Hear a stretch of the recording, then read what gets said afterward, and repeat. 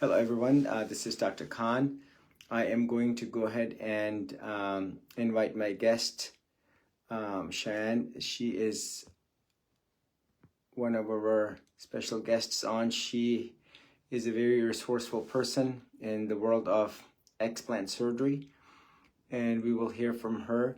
So please bear with me as I bring her on as a guest. It usually takes a few minutes.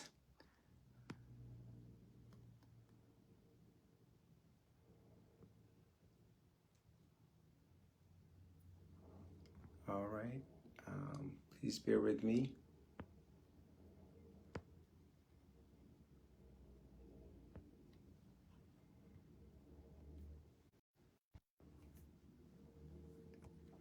All right, just bear with me. Approve, send invite. It's adding, and very soon I will be able to add Cheyenne on. There we go. Hi. Hi. Yes, hi. Good to talk to you and see you. And I'm going to go ahead and raise my volume. Can you hear me? I can hear you great. Can you hear me okay? Yes, I can hear you just well. No, pleasure to be on. Thank you, Lori. I appreciate you setting this up. No, pleasure to be on. And so what I'm going to do is I'm going to invite my listeners and viewers to please ask questions. You know, I will tell you, you are great at this. This is your expertise. You know, when it comes to the social media, you're an influencer. I want you to, if you want to take it on from here, you know, for me, I can help answer any questions you may have or the listeners may have. And I'm sure, as I understand, you have a following. You know, you can take it on from here so that way I can help understand. And you also, please, you know, the goal here today is to help raise awareness, to answer any questions, to reaffirm what's the obvious. You know, I'll just go ahead and take just like a minute to introduce myself. I am Dr. Shaher Khan. I'm a board certified general surgeon, also trained in burns. So that was 5 years, and then 2 years thereafter, 7 years, and then 3 years of plastic surgery training. So a total of 10 years after medical school. My practice exclusively is devoted to explantation, which means removal of saline implants, silicone implants, and residual capsules. And this is what we're trying to do. My second last patient today, she heard me on the radio, and she came to me totally surprised, kind of not understanding what and how her 12-year-old implants were not lifetime devices, and that she had heard of the word textured implants. She had those, what that meant to her, and what are some of the implications of having implants long term. And this is where we're trying to share knowledge, basic information. As you will see, everything that I'm going to state today is going to be the words of the FDA, the words of the manufacturers, Allergan and Mentor, and most importantly, reaffirmed by the patients who will only speak the good health that ultimately came out of their explantation. So having said this, please, Cheyenne, introduce yourself and you take it on from here. Oh, wow. Thank you. Well, first of all, thank you so much. I know you and Lori coordinated this, so I'm super excited to be here and connect with you. I respect you greatly, have followed your work since I started my own breast implant research, illness research, and explant journey a couple of years ago. So very much respect and appreciate everything you do. I have since obviously explanted, healed over 40 plus symptoms myself, and have gone on to, like you said, influence. More importantly, I think that is the awareness piece, right? I have a podcast. I actually have the most watched or what's the right word, but the #1 breast implant illness awareness podcast, which we're going to have you on here in the next couple of weeks, which I'm super excited about.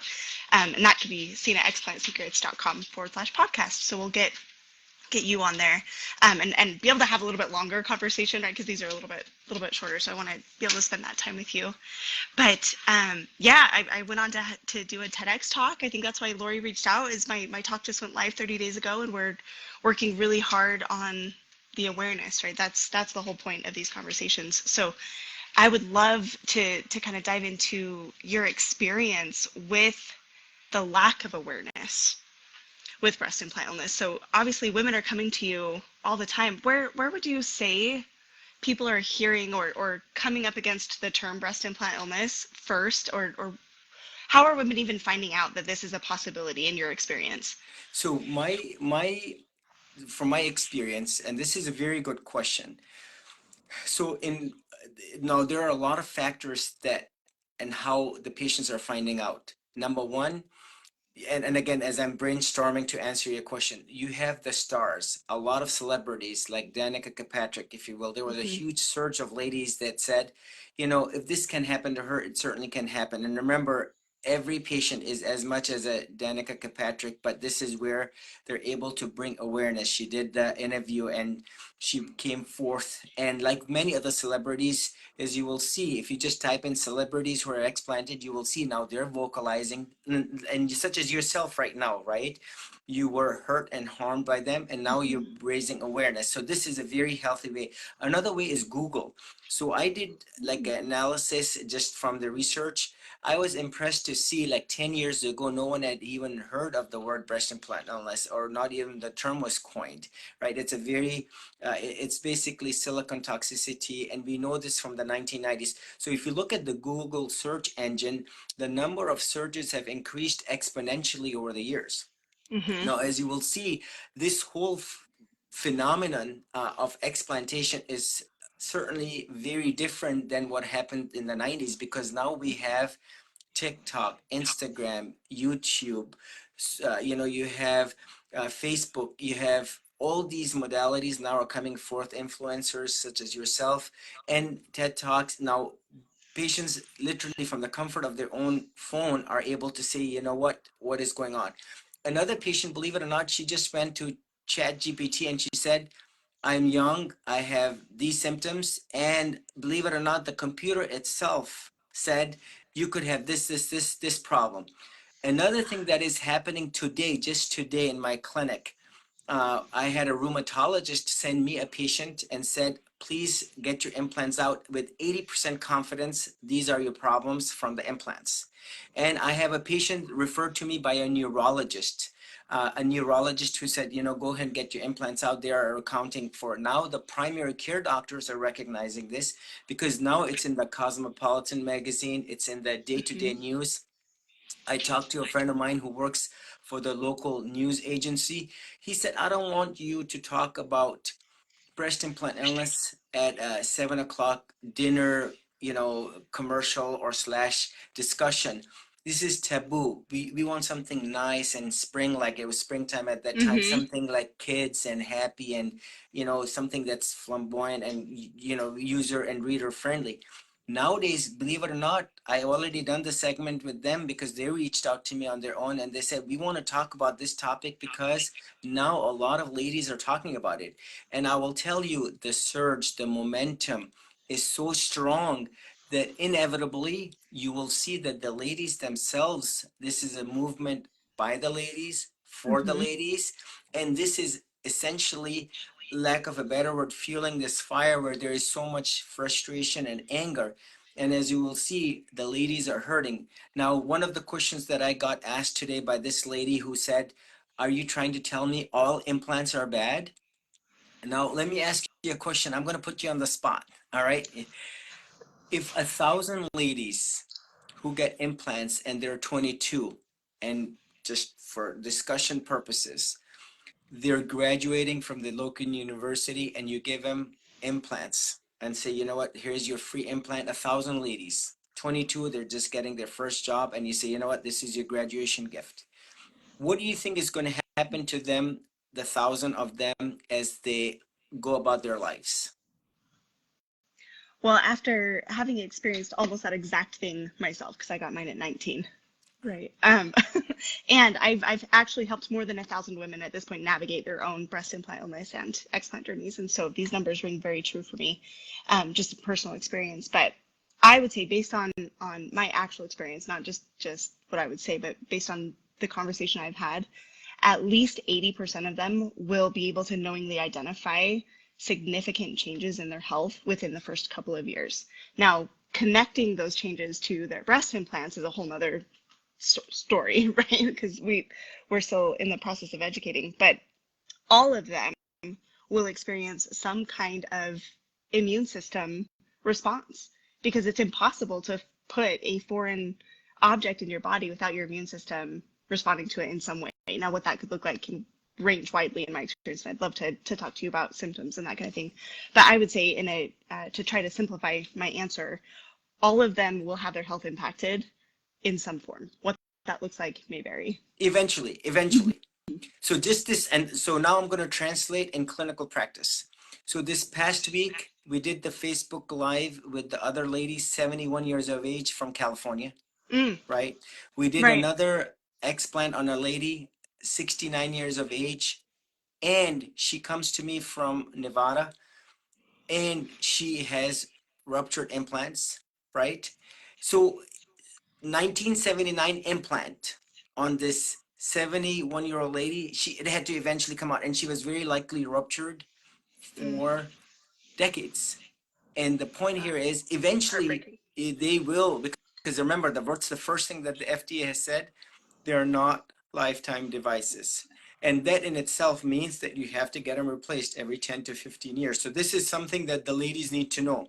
So going back to your question, the knowledge is spreading through social media primarily, and this is what I find very amusing, that the ladies are now taking the decision to explant despite their local plastic surgeons saying don't do it, it's not good. So just today, when this one patient came to me, so Mondays are clinic days for me, she went and saw a very reputable local plastic surgeon who, once the textured implants were quote banned in France, and the alert came out that they're detrimental and they're notorious for their association with BILCL. Right. She went to a local plastic surgeon, and the local plastic surgeon said, well, you have implants that are 18 years old.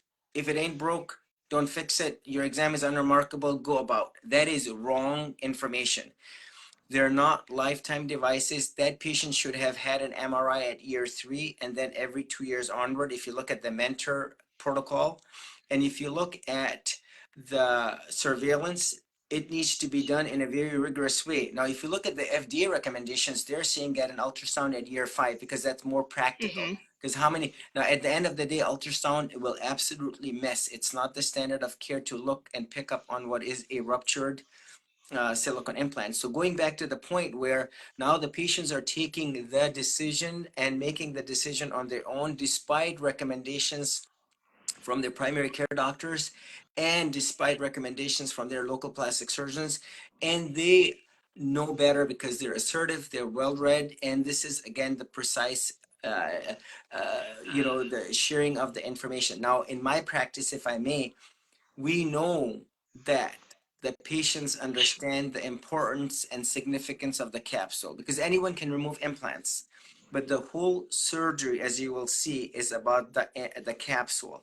So there are 2 things that your surgeon must be able to do convincingly without any doubt. The first thing is the surgeon must be convinced totally, definitively, sincerely, and faithfully that the breast implant illness exists, Right. and that explantation is what they say is the definitive cure slash heal from what is the many symptoms of breast implant illness.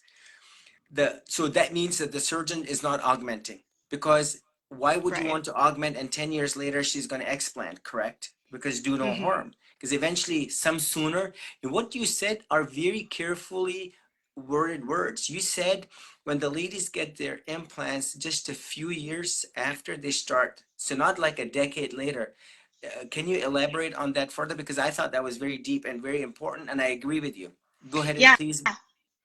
absolutely. Thank you for asking, because I think part of my personal journey that was missed was within weeks of having my implants put in, I started experiencing symptoms, but I didn't know those symptoms had anything to do with my implants because they were so,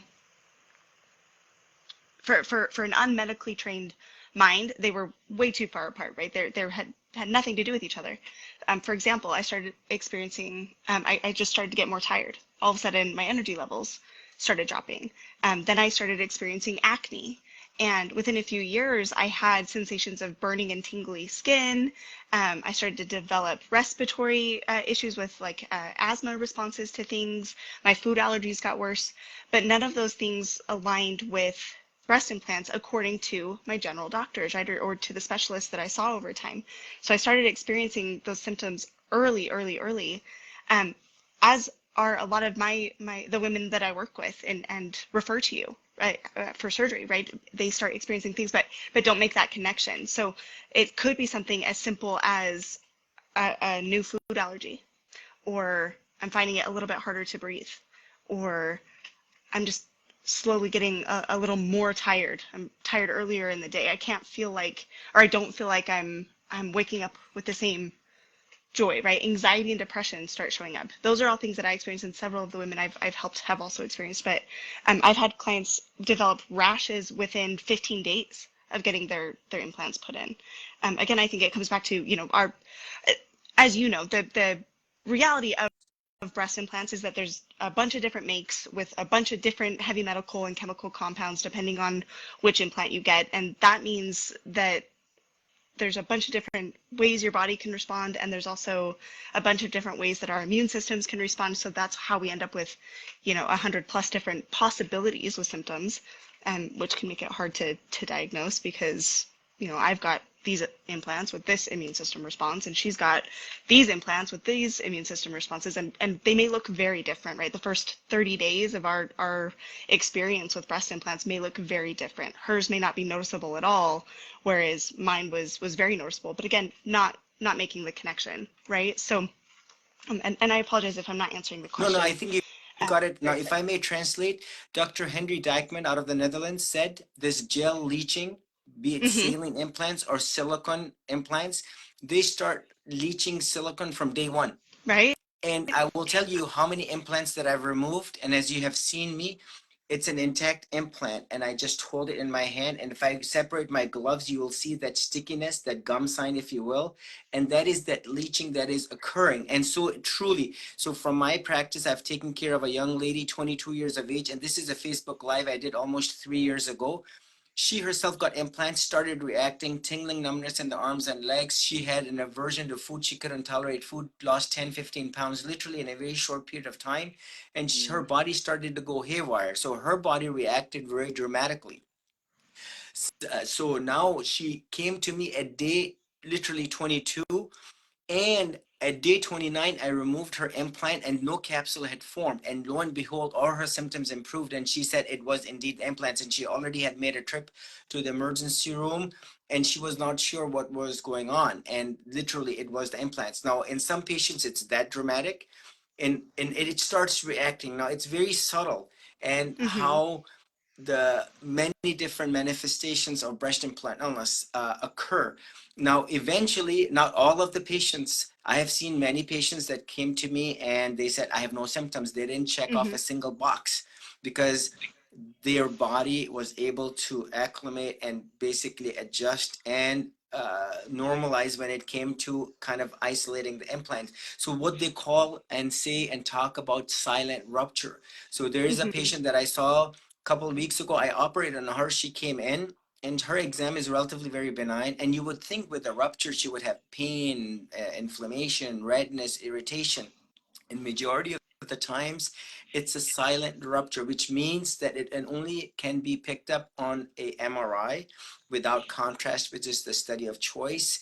An MRI Yeah. has no radiation, no contrast, and it's basically magnetic resonance imaging, and it will pick up on a ruptured implant. And so, or you find out on the day of the surgery, and this has happened many times where I go in thinking, well, it's just a 8-year-old set of implants. I did another explant last week, 2013, and it was ruptured to my surprise and to the patient's Mm-hmm. surprise. So the patients are living with this silicone that's ruptured and they're not exhibiting these sign symptoms because the body in itself has masked it. And basically, what you have said very nicely, breast implant illness is a constellation of signs, symptoms where your body goes haywire. It recognizes the implant as foreign and it starts going on overdrive. And now you become hypersensitive and hyper immune, if you will. And you know how you Mm-hmm. are worn out with a cold and you're lethargic because your body is on overdrive.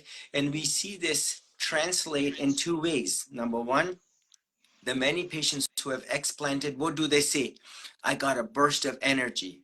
My Mm-hmm. fatigue is gone. My brain fog is gone. The mental slowness is gone. My hair loss is no more. My neck and back pain, fibromyalgia type issues have improved. This is the inflammation around the chest that has improved. And now their posture is also better, just simply because the Right. mechanical weight of the implant's been removed. Their breathing is better. Their GI issues, disturbances are better. Their tingling Mm-hmm. numbness in the arms are like a better. Some patients have reported their cycles have come back, even though when they were 43, they had premature menopause. And now at Mm-hmm. 45, for example, and these are young ladies, Mm-hmm. overall healthy, taking no meds, but they have checked off 10, 15, 20 things on the questionnaire. And this is where, when you have excluded hypothyroidism, excluded lupus or rheumatoid or anemia that would account for that fatigue, you know it's a diagnosis of exclusion because there is no lab Yeah. test or imaging. I And think it's worth, oh, yes, no, no, sorry, I please go didn't mean ahead. to interrupt you. Oh, I was just gonna say, I think it's worth noting, because I have a very good friend who was actually Miss Utah, who got her implants out, and she's talked about her experience as well. And I think it's worth noting the difference between our experiences because Kinsey, she didn't really feel like her breast implants aligned with who she was anymore. But she was one of those people who didn't, when she looked at the check boxes, right? She wasn't checking things off. She didn't feel like she had any of the breast implant illness symptoms, or at least the common ones, right? Nothing really aligned for her there. But she felt like it wasn't really who she was anymore, and she wanted to align more with who she felt like she was in that place in her life. So she decided to explant. I had a totally different experience, right? I got very, very sick and was hospitalized for migraines and all sorts of things. So we had two very different experiences. But what we both experienced after explant was very, very much the same. So I immediately never had a migraine again, which I think is worth noting. Because I was having migraines almost every day and at least 4 times a week. Kinsey gets hers taken out, and as someone who reported no symptoms, she immediately noticed a burst in energy. Mhm. She immediately noticed that her skin got better, that her premature aging started to naturally reverse and heal itself, right? And so things that she wasn't really, I think my point here is just that we get so used to these things when we have them for decades, right? Like we have them 2, 3, 5, 20 years, our bodies accumulate these symptoms over time and we don't really notice that we're experiencing fatigue. Like we just like we're new moms or we do this or Mhm. that. I don't think all of us really know when we're experiencing something. So it's only after explant that Kenzie noticed these things were Yeah, actually happening for her. So yeah, I just wanted to make yeah, no, that point. you're very true. This has happened to a patient of mine. She is an ICU nurse at Oh University of yeah. Michigan, and she literally came in and not a single box checked off. And I said, "Why are you doing this?" You know, and again, devil's advocate. And she says, "Well, I'm about to have a baby. I want to have a baby. I don't want to Oh. nurse." And for that reason, I want to get the explant. I have heard a lot of bad things in social media. I just want to have to deal. And I'm happy. You know, settled and I'm married Mm-hmm. and I'm going to have a kid. I don't want this. And then she comes back and she tells me, I have got this energy. I have improvement in the skin. The dryness of the eyes has improved. And I thought Mm-hmm. it was just me getting old, you know, and the 12-hour shifts that she would do as an ICUN nurse. And lo and behold, she did not know any better. And we hear from the many young patients who think, well, it's the perimenopausal symptoms, or I have Mm-hmm. got 5 kids, I'm always running around, I'm always tired for that reason. And sure, nowadays, if you look at someone 55, I'll tell you, 55 is very young, and I will tell you, you still have a whole life ahead of you, and there is no reason for someone to be living with a grade 3 or a grade 4 capsular contracture, to be living with a ruptured implant. It is not normal or healthy to be living in.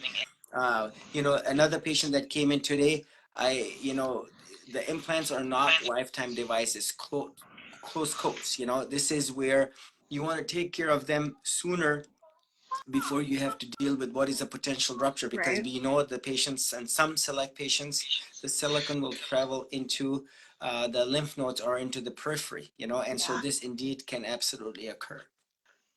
Yeah, I think that actually there was a question I think popped up that talked about the importance or what happens when silicone starts migrating, and there's enormous amounts of research that actually indicate that the silicone can be found in the brain and the lungs and the liver, right?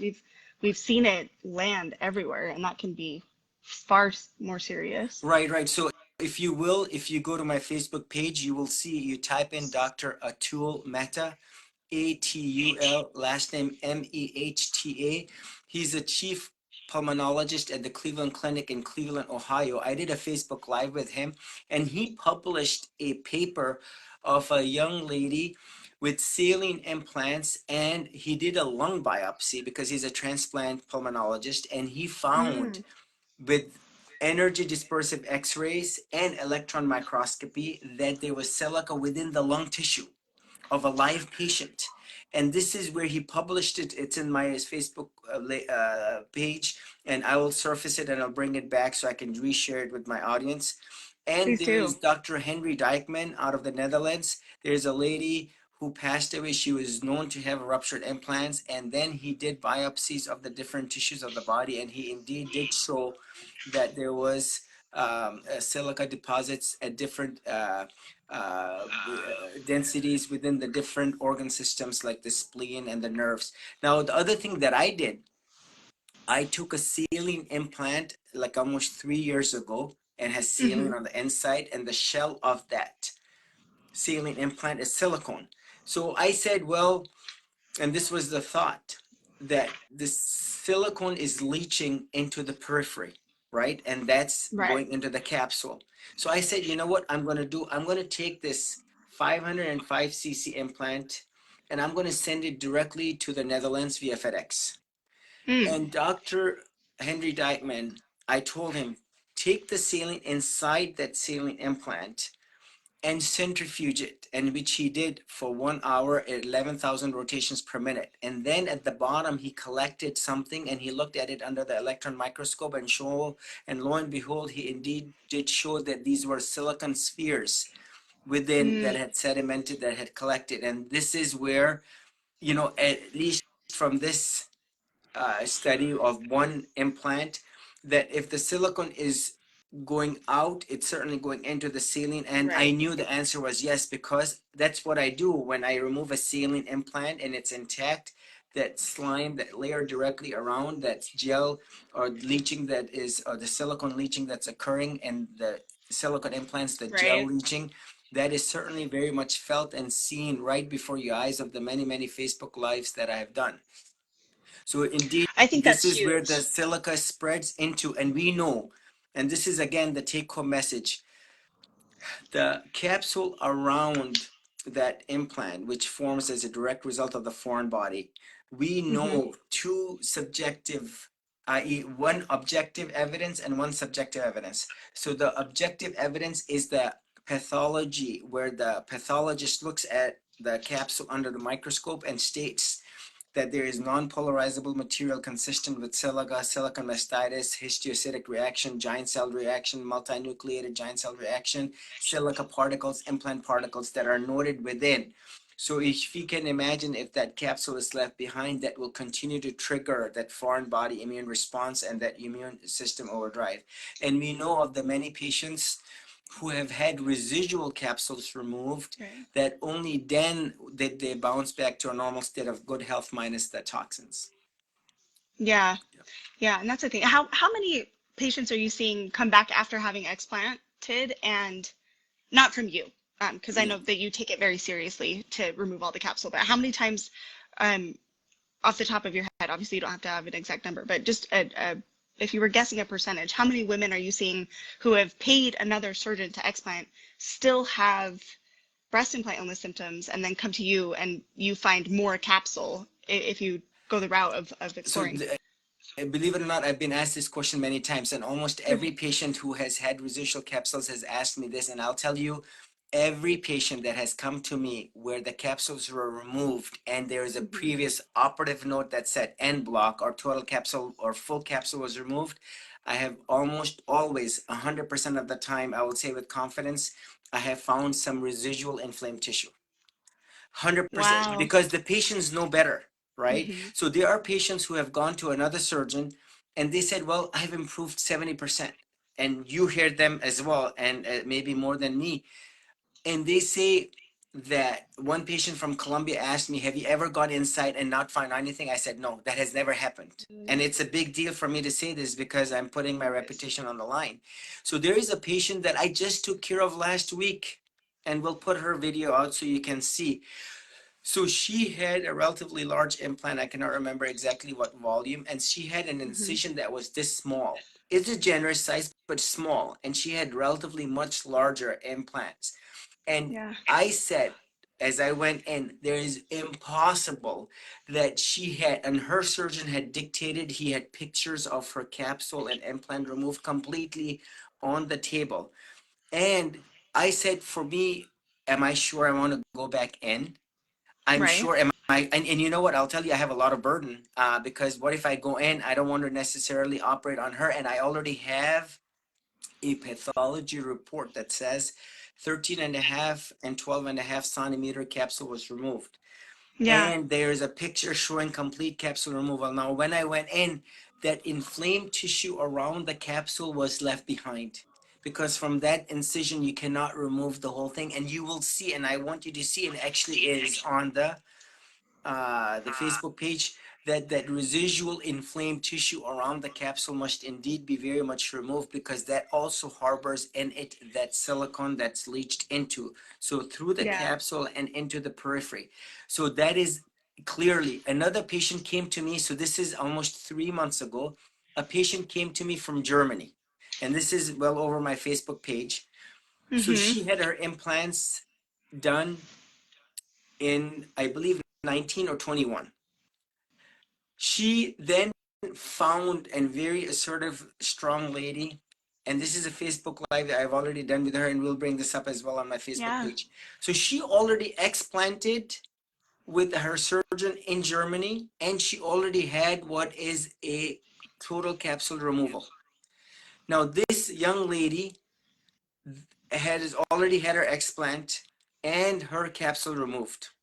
She does not get better, Mm. and she continues to feel the hurt. She's not improving. And then she then seeks out another surgeon in Germany who now goes in, and that surgeon's goal is to do what is a residual capsulectomy. So now there's nothing remaining behind in the chest. She's already Yeah. got her Wow. explant, and her attempt number two was done, and she did not improve. Now she Really? comes to me as a third time, and now I'm looking at her. I'm like, you've already gone twice now. You've already had three surgeries. The first was the augmentation. The second one was the explant with a supposed capsulectomy. And third one was a residual capsulectomy. And now you're coming to me with all these symptoms. Are you sure you've gone to the rheumatologist? The lupus has been ruled out, and all these Yeah. other problems. Now all of that was removed, like ruled out. And she comes to me with pain on the left side. And now, and she's coming all the way from Germany. And so I listened to her and I talked to her and I said, you know what? Knowing what I know, and from all faithfulness, sincerity from my heart, and to help her out, a young lady, and you hear her own words, I went in a third time. So this is her fourth surgery altogether. She's already had her explant plus the implant removed, the residual capsule, and now this is her surgery with me, her third residual, and I removed a lot of inflamed tissue in her that was left behind from the residual capsule. And lo and behold, the last conversation I have with her, she's running around and she's so happy. She's a mom of two kids, and she said, Mm. so far, at least at the 2 month mark when I talked to her, she said 50% of my symptoms are gone. Now Mm. this is where I'm going to bring her on again as a Facebook Live guest. And you will hear from her own words, and we will see the pathology report so you can see and hear from her how crucial, integral it is to remove the capsule and the inflamed tissue. Yes, it is hard, but it has to be done because that is what is my technique, what is I have noticed, and this is what you're seeing. Just removal of the implant alone is doing incomplete disservice surgery. Yeah. Wow. It is very interesting because this is something we have not talked about. So I'm really glad that we're talking about it because I had mine removed 2 years ago at this point, and I did very quickly see a massive improvement in my symptoms. Right within that first year, 40 symptoms disappeared. but I was given a total capsulectomy. And so there wasn't an end block, right? There wasn't the same procedure done as, and at the time, I know mentally I was just, whoever could get me in that said they could do it, I was ready. I just wanted to feel better because I felt like I was dying, right? And so there's this pressure that happens when you realize that this is what's happening to you. You just want to mount. Um, but knowing that, like the things that have come up for me later is things like fear of still acquiring some of the cancers that are associated with the capsule tissue being left behind, right? Like you've mentioned BIALCL. You got it. That's it. You got Right, it. okay. Yeah. I got it. Or the new carcinoma, right? And those things are, from what I understand, are still possible if capsule tissue is left behind. Can you speak to that? Yes, yes. So very important. So we know clearly of a paper. Now remember, there is not much that's reported. Right. This is a very important topic to talk about. Now, let's say if 1,000 ladies in the United States over the last 1 month who got an explant, their surgeons in the United States, unfortunately, look at the capsule and say it's benign. They're going to cauterize, burn it, and leave it behind or remove it partially. Now, even if they remove the capsule, they say, well, it looks benign. It's not that thick. Number one, they're not removing it completely. Number two, they're leaving some of it behind. And even if they're removing it, they're not sending it off to pathology. And even if they're sending it up pathology, they're not doing the CD30 analysis. Mm-hmm. And because that is not being done, it's underreported. And we all know it. The FDA mentions it. The plastic surgeons mention it clearly that it is Yeah. underreported. And that over the next several years, we're going to see an emergence of BIALCL, which is the breast implant associated anaplastic large cell lymphoma, which is the BIALCL. That means had the lady not had an implant, she would not have gotten the lymphoma.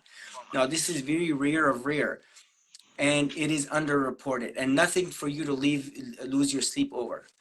Now, this is where, let's go back in literature. There's Mm-hmm.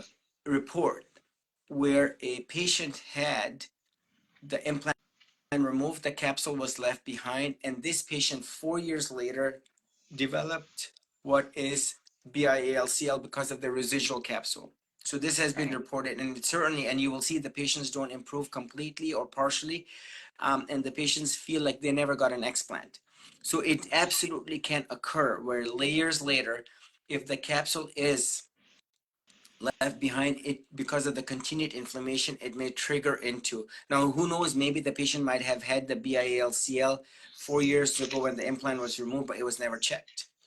Never tested. Now, and Which I another, think is important yeah, to now know, another right? That. topic, as you will see, another very important topic is 3 weeks ago, I had a patient of mine where I sent the capsule off, young lady, 31 from New York City, Manhattan, New York. Mm-hmm. She ended up explanting with me, and believe it or not, her CD30 came back positive. 31. Really. And I can tell you, the moment I saw this, I took a snapshot and I told her, you need to go to Sloan Kettering, Memorial Sloan Kettering in New York, and you need to get this evaluated by the #1 or #2 cancer center of the United States, because this is a big deal. Yeah. Now, they sent the slides off to another pathology department. It is not uncommon for them to review because they have to make a diagnosis, correct? I Right. said, I don't care. The CD30 analysis is positive. Automatically, you make a trip to the medical oncologist. I wrote a script, and she already had to set up an appointment. She was very much, as you can imagine, distraught by the whole news. And she has to Sure. be waiting on the final pathology still. Now, you know what is the treatment for that? Total capsulectomy, which she already has had. So there is Yeah. no more going into the chest and removing residual capsule, because guess what? It was already removed right the first time to begin with. Mm. Now, this goes back to say, do the surgery right, do it once. Better to wait and do it right than to do it again and then now having to go in and for residual capsule removal. So I have a young lady, 35 years of age. This last week, she came in from Washington State, the Pacific Coast, and she already had her explant done on the 21st of September 2024, well over like just a month and 2 days ago. Mm-hmm. And she did not improve. Her symptoms continued to linger on, and her plastic surgeon removed the implants under local. So just made a cut right under local. and then pulled the implant out and sutured up. And she said, I was awake like you and I are awake right now. She was as awake as you and I are, and she had her done under local. And lo and behold, she's symptoms did not improve. And she said, I have implant, 700cc implant. That's what she had. So I saw her. She flew in. I'd use the word emergently, and we put her on as a third Right. case. And last Wednesday, I did her case where I went in and I basically dissected it off the rib underneath the muscle and removed the residual Yeah. capsule. And she knew 35, she's been to the emergency room 5 times. These are her own words, and she has not improved. No medical other major medical issues, and she has these symptoms that linger on. And this is what you don't want to quote go in for surgery and say, well, if I don't improve, I'm going to go in, or well, I'm going to have my insurance pay for it. Because anytime insurance pays for it, it does not work, because insurance does not believe in removing the capsules. The average plastic surgeon, if you ask 100 plastic surgeons to remove the capsule, they will say there's no reason to. It will get absorbed. It is a good volume that you have, and there is scientific evidence or literature. We know there are patients who have left capsules behind. They have not improved, like I said, and Right. only improved. And we know this because of their subjective improvement and because of the pathology report itself. Yeah. That's an interesting point because I mean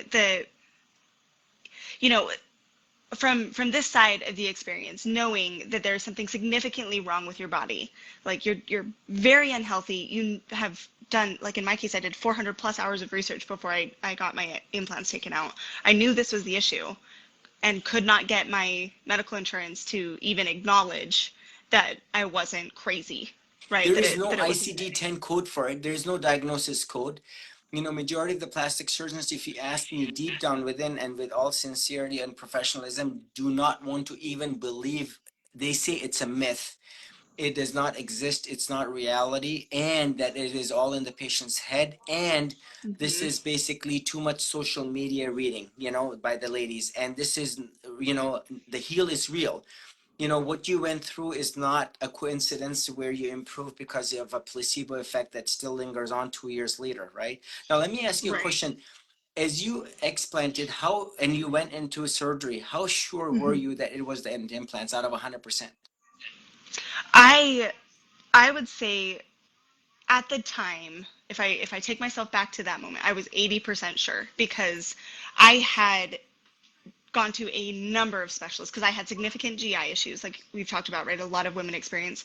I was so sick in my stomach, but none of the stomach or gut specialists that I saw could fix it or help me. I was put on medications that worked for a little while and then stopped working. Like I said, I was hospitalized for what was diagnosed as ocular migraines. Mm-hmm. So I was put on medication for that for the rest of my life. And then I was diagnosed with allergy induced asthma. And so all of these different things, I was just having a specialist say, yes, this is happening to you. Here's a medication, right? And so these things were just piling up. But nobody was connecting all of these issues as one problem. And I just believed in my gut that there was something that was missing. And so then I went to an endometriosis specialist. I was checked for lupus. I was checked for MS. Those things were not happening in my body. And so I got to a point where I was so sick and just felt like I wasn't being heard and nobody was helping me connect the dots. And my sweet husband actually is the one who brought up, I had a friend several years prior to get her implants out and get so much better. And so he's the one that brought up, maybe we need to consider this. And from that moment, I kind of just opened up to, okay, it's okay if I get my implants removed. So what if that is the problem? And that's when I started doing research. And like I said, I ended up doing 400 plus hours of my own research It's before good. I It's good. opted out. See, if you ask me, a lot of ladies come in Hmm. and, they said, I do not know what to do. I said, number one, there's no rush. You want to be Right. content. You want to be happy. So as you will see, most of my patients that come to me are nervous, 100%, Hmm. but I will tell you, on the day of the surgery, they're all excited because they know their good health awaits them. Number one. Number two, Yeah. you make a decision in life by using your head mentally, and this is where your research comes in. And like one of the patients today said, I do not want to be flat chested. That is something I cannot imagine. And I say, you know what? I will never know as a male. I will tell you one thing, do no harm. And if you know your Okay. implants are hurting, then you have to make that decision and say, you know what? Because option number one is do nothing. Option number Right. two is explant. Option number three is to go on prednisone or Plaquenil or these Humira or these. One patient was on tacrolimus, which is a transplant medication to suppress the immune system so that the immune system does not recognize the implant as foreign and to suppress. Now, I'm Right. not an allergy immunologist, but this is what the patient was on to. Whenever she has a flare up, they give her the prednisone to help her with these symptoms. Now, this is where the patient, young like you or even old, look Hmm. at the 71-year-old lady, right? The whole, She deserves her the help whole, back just as much as a 30 something, right? yeah, yeah, yeah. No, her whole family and friends are like, "Are you crazy? You go to Michigan? This is California." She flew out of San Francisco airport. And you have a lot of plastic Yeah. surgeons between San Francisco and Los Angeles and in the middle, right? And Right. she said, "Well, I'm gonna go because I want to get this removed completely, definitively, sincerely, faithfully." So your surgeon has to be a good, firm believer to the point where Hmm. the surgeon is not putting in implants, because the moment your surgeon put in implants, he's saying, well, I don't believe in BII, because why would you want to do it? And this is the sincerity. Now Right. remember, the explant surgery in my hands alone is a 4-hour surgery. This is where Right. no need for the drains, no need for that unnecessary lift. And remember, I love to operate. I would love to do a lift on everyone, but guess what? 85% of the patients do not need that unnecessary lift. So for example, someone young like you, that's too much I cutting. didn't. Yeah, that's too much Right. cutting.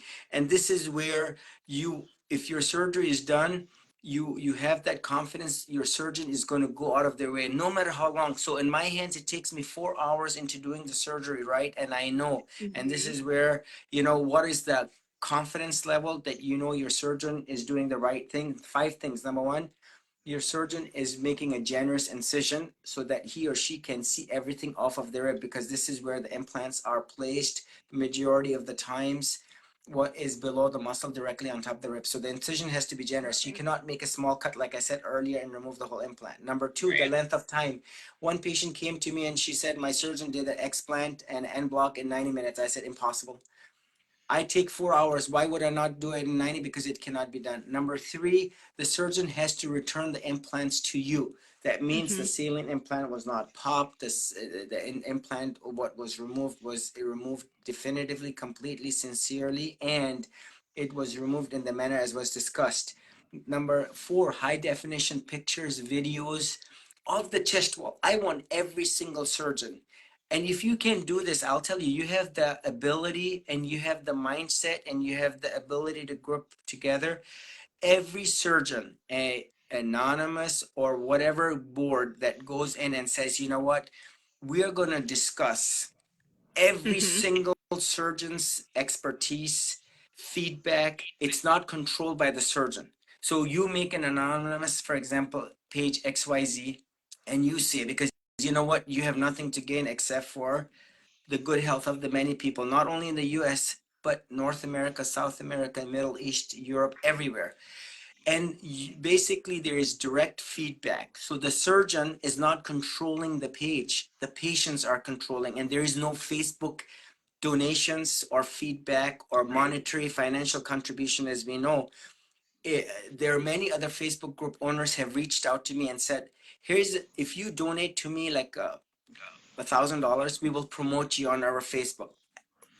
This is wrong, malpractice, unethical, and if you ask me, stark laws violations, where Mm. if you allow patient traffic for the name of money and where you're buying, it's not an advertisement. It is you're influencing negatively, even though you're not a MD or a doctor. You see how Yeah. many lists floating around. Are these the board of explant surgeons who gotten together and authenticate and validate? No, it's all based on whoever pays more money gets more influence to be up and higher on the list. So this needs to be very organically done, and where every surgeon needs to and must post the pictures, high definition pictures and videos of the chest wall showing, and this is the fourth thing, where the high definition pictures and videos are of the chest wall showing complete removal of the capsule must be shown. It must be documented, and you have to ask your surgeon, I want those pictures and videos. And the surgeon Yeah. should help Okay. you and gladly give it to you. And number five, the reputation of the surgeon should speak for itself. where the surgeon has been tested and tried. Look, the patients that came to me today are vetting me, trying Mhm. me. The last patient that said, I've researched you enough. And I said, I know half of my patients work for the CIA, meaning they know me so well. They talk to DM the previous patients. They DM the all like because remember, that's the ultimate way to authenticate and have that peace of mind and that confidence Right. that your surgeon is genuine.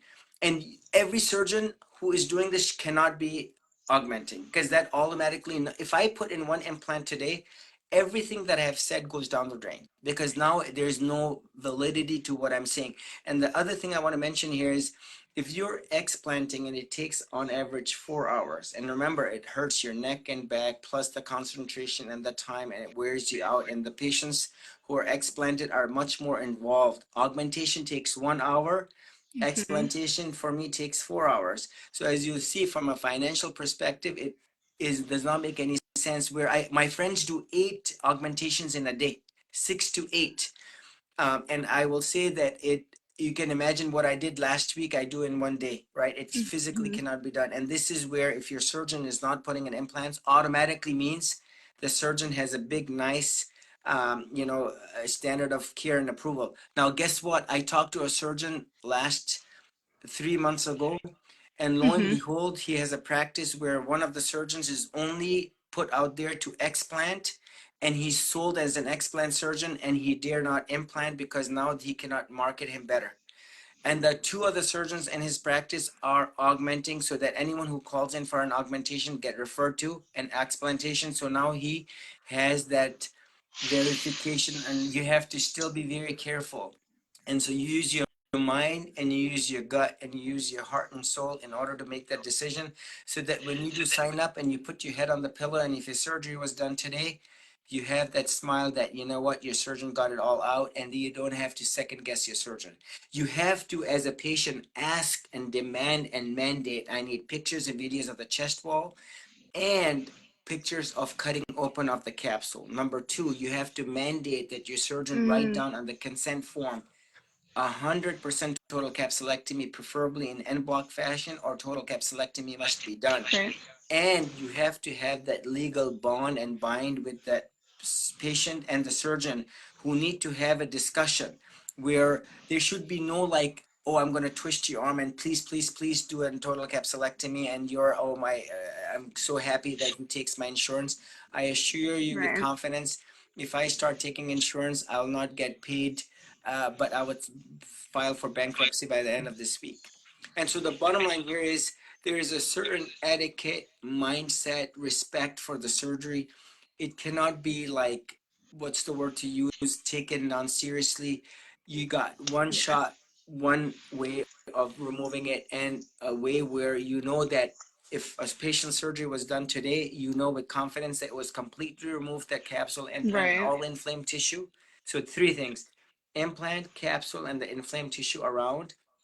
And number two, that it was tested. Number two, it was tested for microbiology and pathology, so that you have the peace of mind that nothing was potentially missed. I love that. That's something I think a lot of doctors that are presenting themselves as explant surgeons are not doing. Right? They'll look at it and see if there's anything weird. This is I have a lot of respect for many surgeons who are doing this work, but that is something that many that I have interviewed in hope to refer women that come to me for help to are not doing. They're not doing the pathology. They're not doing the checking the microbiomes and things like that. So I'm glad that you're putting that as a requirement. Like we have to Yeah, do you that. We have have to to find do it, somebody because who's you doing don't that. want to second guess and find out later on there was a Yeah. problem, right? So I Right. promise you, had that lady, the 31-year-old from New York, not had a CD30 analysis, had I not mandated a Mm-hmm. CD30, it would not have been done. To the point where, believe it or not, the pathologist asked me, and this is what he told me. He said, are you really wanting me to do a CD30 analysis on all patients that you're sending these capsules off to? And I've sent it to them for years. I said, let me ask you this. If you don't do a CD30 analysis, and let's say you did 1,000 capsules, how many of the BIL, CL, or precursors would you potentially miss? He said, possibly. And I said, that's the whole point. everyone needs to be treated like the president, and everyone needs to get that complete. If you can do a COVID test on every day and everyone, right, back in the day, and it was Mm-hmm. expensive to run the PCR and whatnot else, correct? Don't tell me Yeah. you cannot do like a CD30 analysis on what is underreported, what the FDA and the plastic surgeons know clearly is underreported, and this should be indeed the standard of care, and it should be driven by the Yeah. plastic surgeons so that there is no Well, second guessing. we don't have the data because it's underreported, right? If it's not being, and let's just be very honest, I'm very fired up about this particular piece that one person, one woman getting cancer from breast implants is more than there should ever be. And so even if the number is 1 out of 1,000 or 1 out of 10,000, that one could potentially lose her life if we don't do that testing. And so we have to know, like, I may not ever get the cancer, but what if I was the Mm-hmm. 1 out of 100,000? My husband and my babies then miss out on life with me, Right, and right? I get, so this is very important. Now, if you do the research, you will see that there's a big, the numbers are not well defined because no one is taking it seriously, hmm right? There are so many ladies getting explanted across the United States. How many of them are getting the capsule sent for to the pathologist and then to get a CD30 analysis? very few. Only a small fraction. Now, believe it or not, last Thursday, I had the pathologist came over to my office, and I said, I have so many international patients from Europe and patients who don't have insurance. I want you to give me a consolidated rate. And he, believe it or not, said, you know what, I'm going to charge $300. And it's just a very reasonable amount if you ask me. And I said, you know what, I have nothing to do with this.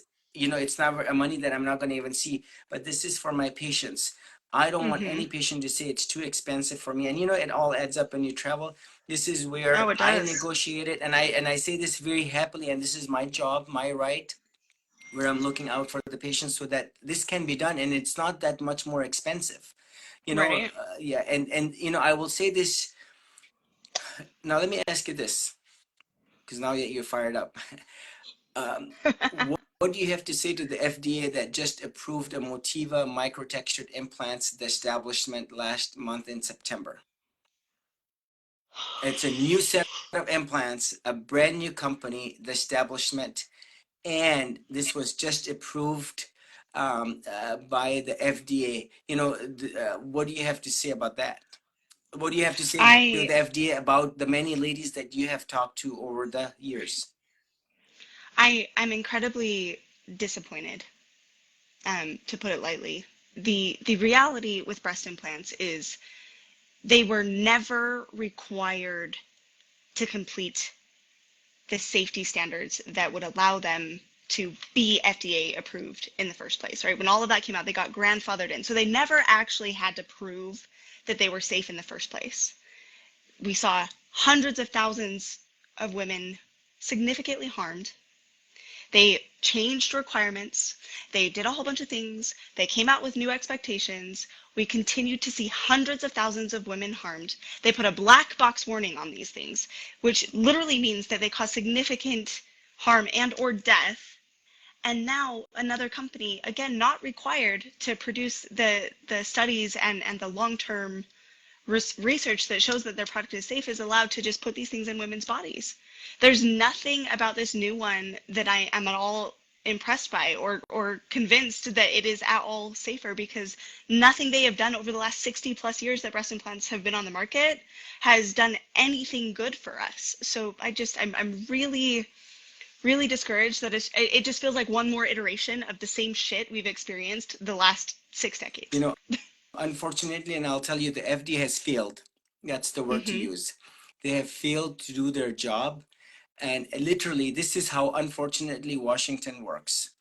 You have a lobbying group, you pay a lot of money, you get the right lawyers, you can get anything approved. It's just a matter of time. And unfortunately, the patients are not funding, or they don't have the priority. The patients are not the priority. This is not healthy. The interest is not the patients, the interest is the dollar. And unfortunately, this is how the influence is occurring. And even if you look at the election, in the next couple Mhm. of weeks, the next week, if you will, right? It's all dollars that are driving the elections. And now that Mhm. whole, the democracy is lost. It's the dollars that are influencing the lobbyists and the senators and everyone else, because the one who has more money is the winner. And now you have billionaires jumping in and influencing and making and turning the election in whatever way, shape, and form that they want. And truly, that is, the problem.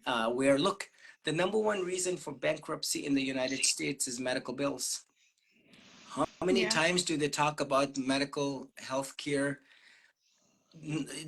I don't hear it, right? Right. And so this is what is important.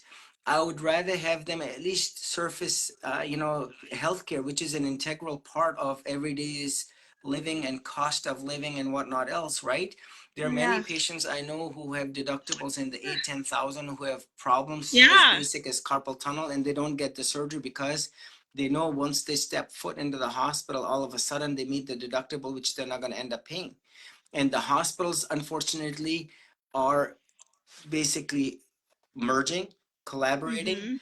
They're losing money. Almost a fourth, if not a third, of the doctors are in financial turmoil. Insurance companies are making a ton of money. Patients are Yeah. hurting. And I'll tell you, ultimately, the doctors are hurting because they're not getting reimbursed anything for anything, right? Yeah. And so the bottom line here is it is also, again, what is a field system? And this is where, the momentum is there. Mark my words, there will come a day very soon, because 7, 10 years ago, no one had even heard of the word breast implant illness. Look where we Right. are right now. Look how many people you're going to influence. And I'll tell you, these are not my words. These are the words of the patients that we're looking at seriously. These are the lives, the mom, the sister, the educator, the innovator, the nurse, whoever these ladies are. Mhm. They're an integral part of society and they're hurting. And I'll tell you, the news is spreading, and there will come a time where the ban was only inevitably going to occur, because you cannot silence Right. the ladies. That is, this is not going to happen yet. And I'll tell Right. you, this is, if you just listen to the black box warning, it should Mhm. send like a huge warning. If you listen to the manufacturers, their warning, and ultimately, if you just listen to the ladies, you will hear the warning signs very loud and clear. I mean, it's genuinely disgusting that these companies are being allowed to just do it again and go, but this one's different, right? But I think it brings us back to one of the first parts of our conversation, which is the what you just said, right? We as women are now taking our power back, and I don't care. Approve 20 more versions of it. It's all garbage. It's all hurting people. And if we, as in the women who have gone through it, continue to talk about it and share our experience, the doctors like you who genuinely believe us and are helping us save our lives, if we keep talking about it, like it doesn't matter. I don't Yeah, I don't in care a if they. very professional way. Look, we've talked about so much today, and you listen to the patients, and I Mm-hmm. want every lady to get on their phone. If they've been harmed, go ahead and Yeah, mention that. If you've benefited from the implants, go ahead and write that down too. And I'll tell you, eventually, there will come a day where you will be harmed. Maybe 10 years down the road, maybe 30 years down the road, or maybe 1 year down the road. You will see that, because inevitably, as the FDA itself and the manufacturers have clearly said, they are not lifetime devices. That means they need to be removed or replaced. I agree. Yeah. Now, Man. if you can please, Shine, go ahead and see if there's any questions you can help answer, or I can Yeah. answer. Let me see if I can get to that spot.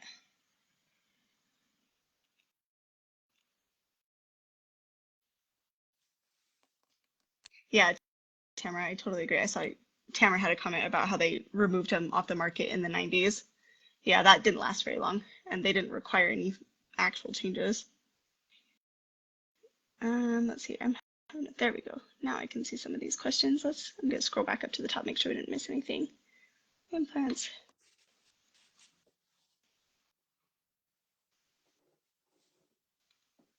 What I'm going to do is, give me 2 seconds. I'm going to step away. I want to get something just so that I Yeah, have objective evidence. So I'll be back, and it's going to take 20 seconds.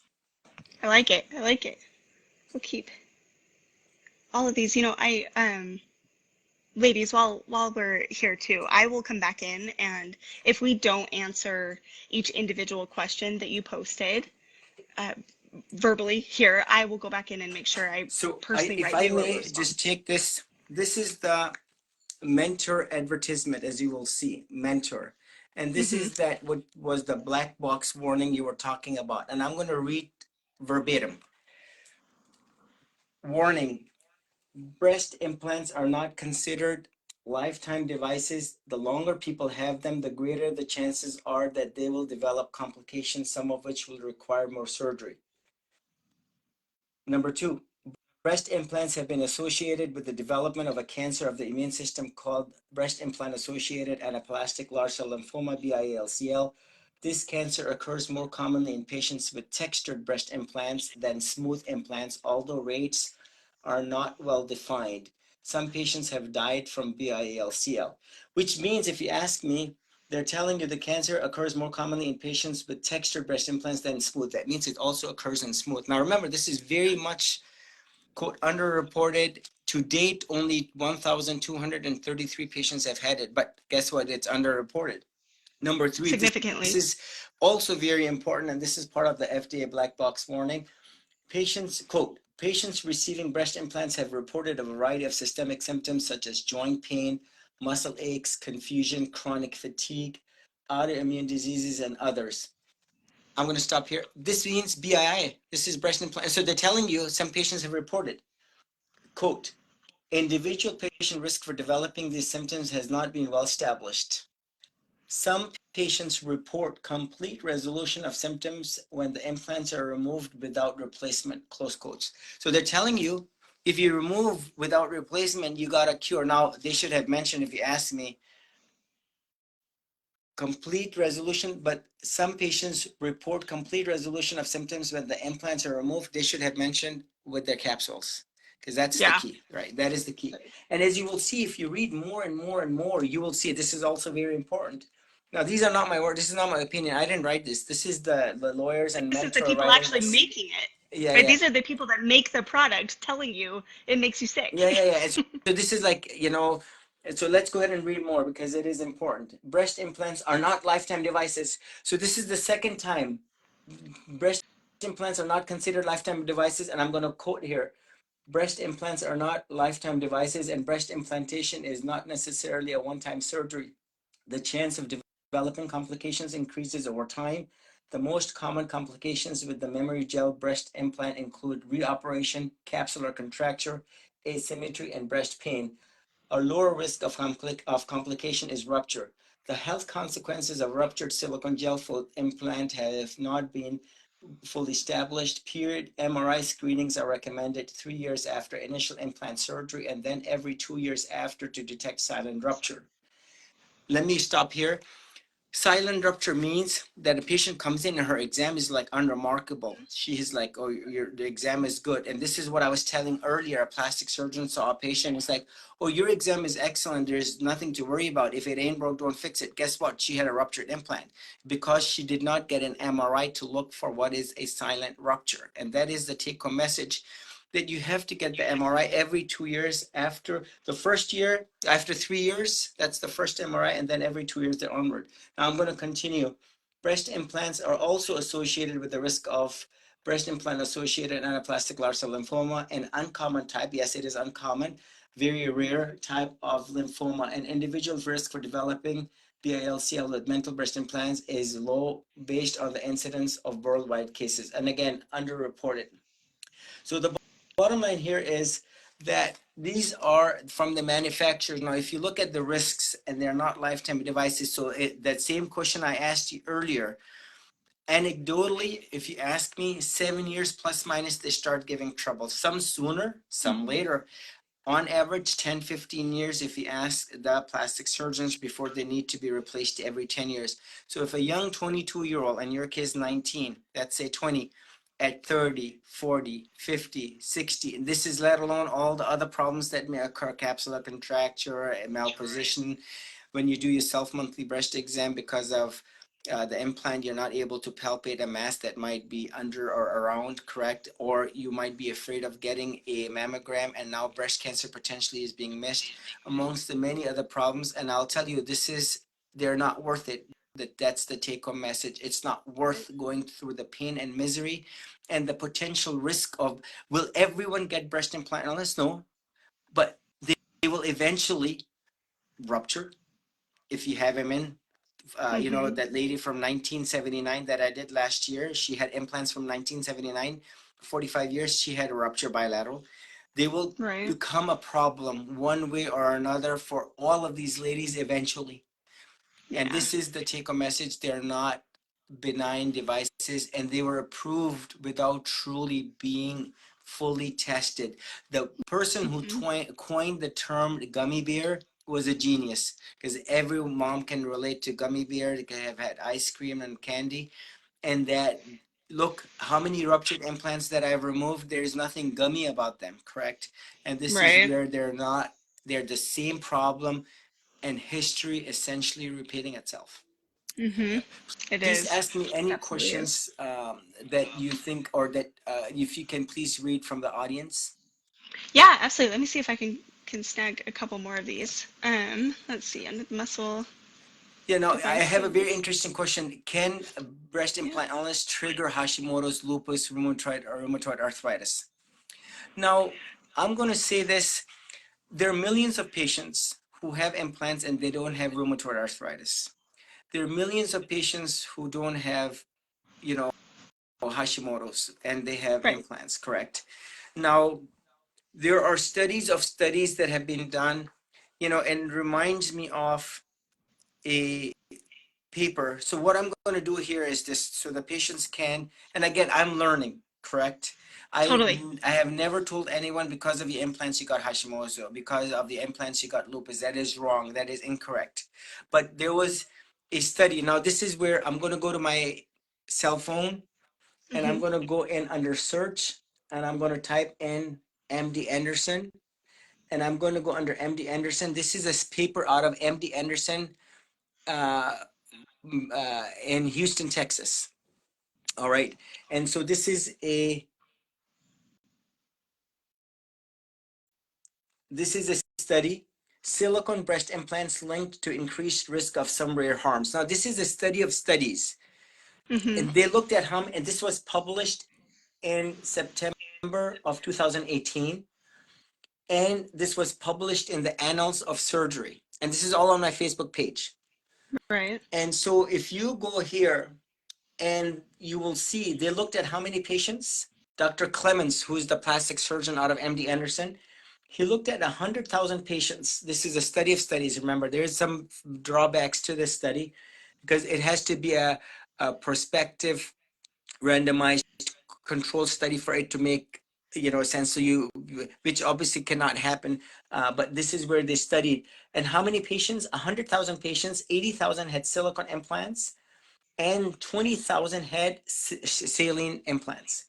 And so, quote, women receiving silicone implants were at increased risk of several rare harms compared to the general population, period. The elevated risks included three conditions classified as autoimmune or rheumatological disorders: colon, Sjogren's syndrome, which is dryness of the eyes, with a risk Mm-hmm. about 8 times higher than in the general population; scleroderma, a sevenfold increase in risk; and rheumatoid arthritis, about a sixfold increase in risk.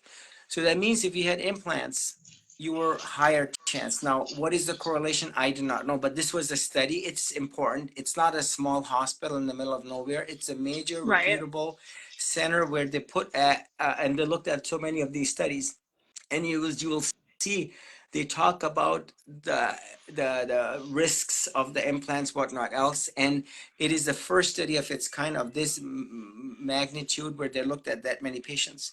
Now, under Right. the same, you will see, and this is what I alluded to earlier. I'm going to go ahead and type in Dr. Atul Mehta on my Facebook Mm-hmm. page, and you will see this is my Facebook Live with him. Mm-hmm. As you can see, and this is his paper where he basically said that, and if I may, and I'm going to read this out. Sorry.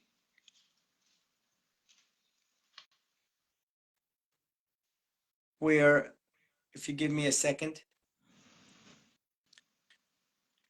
No problem at all. While you're looking for, I think I'll just voice in the way I have looked at it, and I would love your perspective on your thoughts on my perspective, which is we know that breast implants greatly impact the immune system, right? That's the first thing that happens, and so it's no surprise to me that with a burdened immune system, we see a increase in immune system issues, right?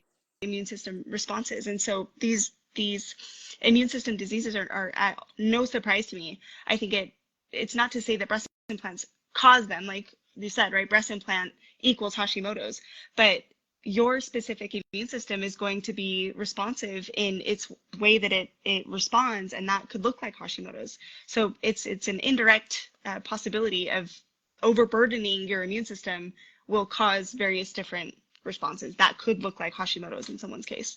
That's how I've explained it in the past. What are your thoughts? I will tell you, so to diagnose and say, look, with the BIALCL, they said because of the implant, had you not had the implant, you would not have gotten BIALCL. So that's a very direct cause and effect. Right. Now, from my experience as a plastic surgeon, now remember, I'm not an endocrinologist, I'm not an allergy immunologist. What do I know fact? The implants cause the body to go haywire. The immune system goes on overdrive, and the body starts overreacting, right? It's an autoimmune problem, Yeah. right? It's telling you, look at this line. See, this is patients receiving breast implants have reported a variety of systemic symptoms such as joint pain, muscle aches, confusion, chronic fatigue, autoimmune diseases. There's your answer, right? So autoimmune diseases. Yeah. So patients who have implants, they have autoimmune Sjogren's, scleroderma, rheumatoid arthritis, autoimmune diseases. To the point where if you have let's say if a patient has rheumatoid arthritis or lupus, they cannot get an implant according to the Right. textbook.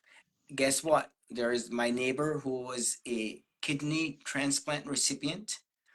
She got breast cancer. Believe it or not, she ended up getting implants, which is malpractice if you ask me, because you're Yeah. already immune compromised. Wound healing is an issue because you're already on the steroids.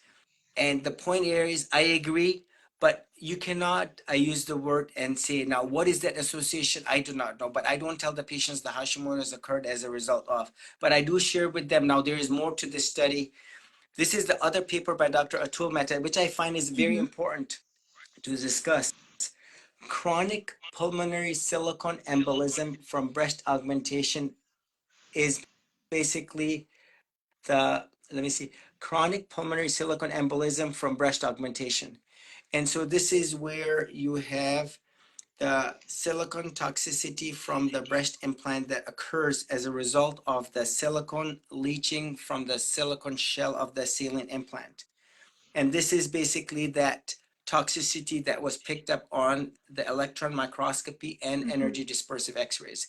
And again, highlighting what that silicone is going into the body. And this is where more research needs to be done, more analysis. And, you see this already on the lymph nodes that have been removed on some patients, where you see MRI evidence, ultrasound evidence of silicone-laden lymph nodes. But Yeah. this is all an autoimmune problem where the body is recognizing this as foreign and just overdriving the body and tiring it out, that fatigue and all the symptoms that we know of. Right. Yeah. And I will end with Makes this on my sense. end. No one walks into my clinic and says the implants are making me healthier, my joint pain is improved, I've got thicker here, or I can jump higher, I can think sharper, my exam performance is better.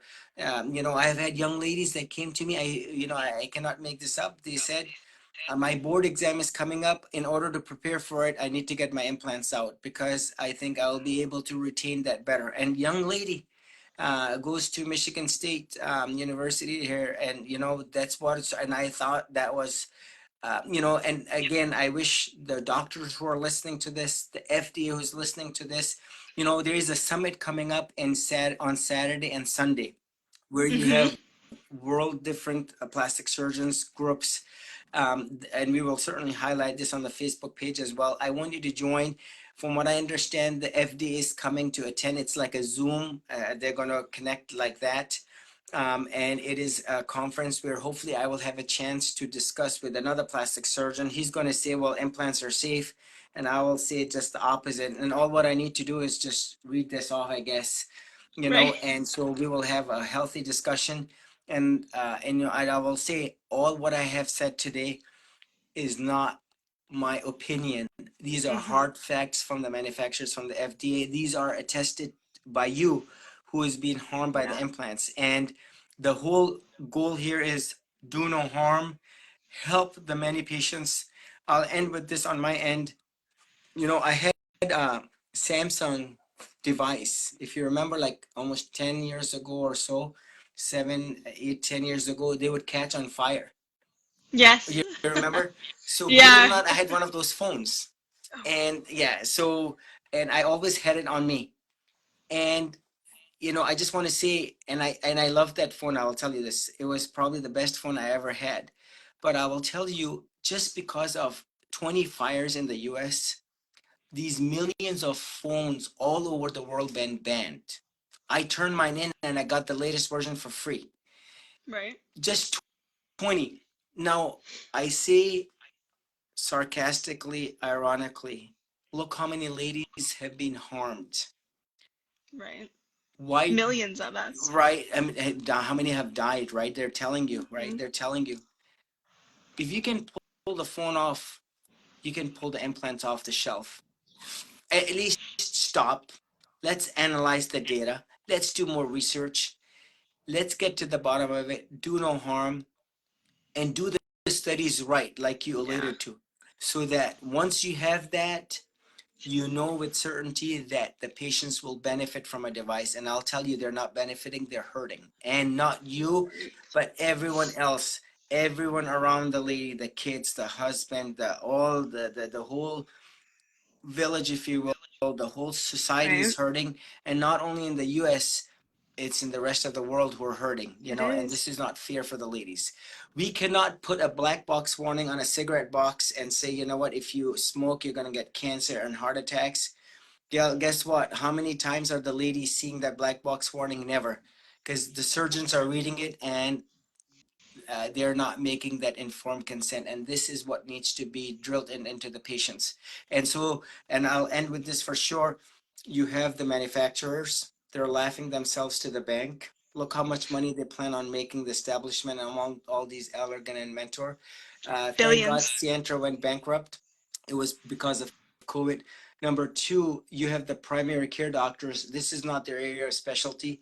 If you ask a Right. primary care doc, if you ask me about cardiology, I'm going to say I know nothing. If you ask me about rheumatology, I'm going to say nothing. Pediatrics, nothing. Thoracic surgery, nothing. But if you ask me about implants and plastic surgery, I would say here's the evidence that I know. I've studied it. Number, number, if you ask the plastic surgeons, they're going to be like, I do not know what you're talking about. They're safe, and this is quote the most common or the second most common surgery that's done in the U.S. And last but not, Mm-hmm. and the FDA themselves, they're looking the other way. They're basically Oh yeah. literally getting paid by the special interest. That's essentially what it is. Because when I called the FDA, I said, "Are you? You just put a warning out for BIA, which is breast implant associated squamous cell cancer, and Mm-hmm. you reported 16 cases of the squamous cell cancer, but are you not looking at the millions of ladies who are voicing and speaking and against? It's like, we need more of them to complain to us in the manner so that we will respond to them. And I say, just go online and see how many Facebook groups there Right. are. And last but not least, it's the ladies. And the ladies are going to teach and educate and influence the FDA, the plastic surgeons, and the primary. And unfortunately, the movement is this way rather than coming this way. And this is where, you know, uh, discussions like this are very healthy. There's nothing that I've said that's wrong or inaccurate or overly exaggerated. If I am given the responsibility to put implants, I will absolutely say no, because no one harmed the other young ladies such as yourself or the 71-year-old Right. lady who now 45 years later has to leave her day grandson and come here for her surgery because this is what she needs to do in order to improve her life. She has to refinance her house, pay for the travel and the stay. And I use the word, what a shame that a plastic surgeon in San Francisco cannot do its surgery in the manner that I do without any unnecessary lift, without the focus on the aesthetics. If you go to a plastic surgeon nowadays, they're more fixated on the lift and the aesthetics than anything else. And deep down within, they're Yeah. still not sold on the which is the breast implant illness. So, Yeah. No, I definitely agree with you. You know, um, as a woman who's been through this, you know, I grew up in America. I grew up with our medical system, but I know this is applicable across the world where we are taught that doctors have the answers, right? mm, We are taught that we should go to doctors with the questions. And the reality is we have to take this power back and we have to lead the conversation because the research isn't being done, like we've said, right? The statistics are not being accounted for. The numbers are not being counted because money is driving the conversation. And so we have to be the ones willing to stand up for ourselves and advocate for our health. And thankfully we have people like you who are willing to also help because it would be impossible to heal without you. no, So no, thank thank you you. for No. everything you do. Yeah, no, my pleasure, my honor, and whatever we can do to help raise awareness. Remember, my job and your job is not to basically convince. Your job is to raise awareness. The patients have to do the homework. You spent 400 hours.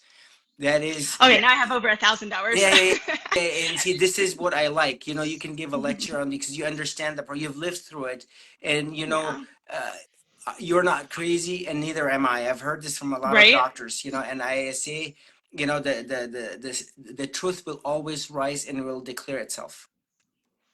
I totally agree. Well, I cannot wait to have you on the podcast too, Dr. Khan, because I think we're going to elaborate on some of these topics that we've touched on a little bit deeper and give the women some real actionable steps to take to start improving their Yes. life No. and their health, right? If you can, I will tell you, I'm totally up for this if you want it because I want. Look, I just literally at 4:51 finished my clinic, and I was actually pulled out of the patient's room because I said you have to go live. I said, and I Oh yeah. literally I didn't even wear my suit. Usually I'm at home. I'm fine. It's like natural, and you talk to me, and there's nothing like showy or here. This is like from the heart to the heart. I I love want that. you to get the questions ready. I'm sure there's a lot of questions asked. If you can scroll through, and we can do it on a monthly basis. You just ask Oh me, yeah. and because you know what? We want to be able to answer the questions, and there's no other better person than you because you understand this. You know this. This is your area of specialty, and you can help those patients understand it in a language sometimes that can get too technical and scientific, so you can help them understand this.